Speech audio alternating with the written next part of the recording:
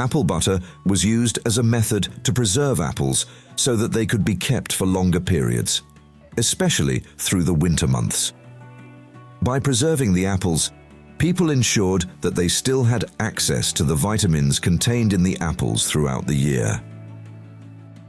We started with apples that were regular apples off the tree.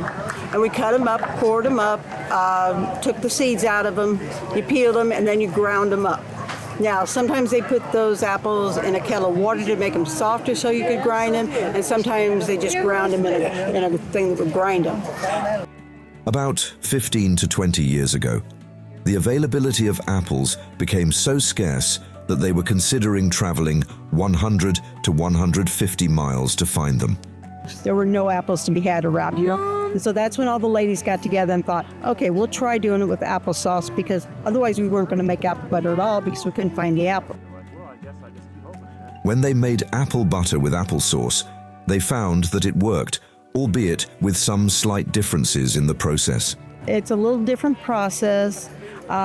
You lose that one day of work, but when you start putting sugar in, you got to make sure that you get enough sugar in to cover the tang that the apples will have because they've been canned into applesauce. So we've now gone to most of the time using applesauce. I've still cooked it with regular apples if somebody's got an apple tree. But so in the morning we start out with applesauce. This kettle that you've been seeing today was put on the fire at 6 o'clock. And it started boiling around 8 o'clock.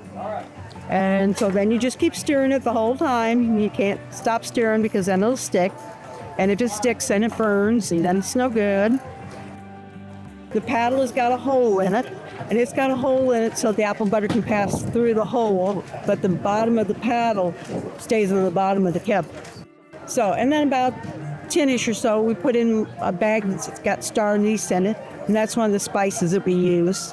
Then around 11:30-ish, we'll start adding cinnamon and sugar, and there's a little bit of salt in it. And then we keep adding cinnamon and sugar until we get the taste right.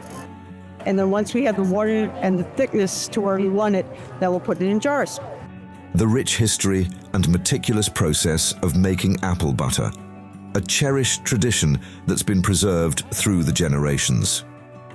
What began as a necessity for early settlers has now become an annual celebration, a way to connect with our roots and savor the flavors of the past.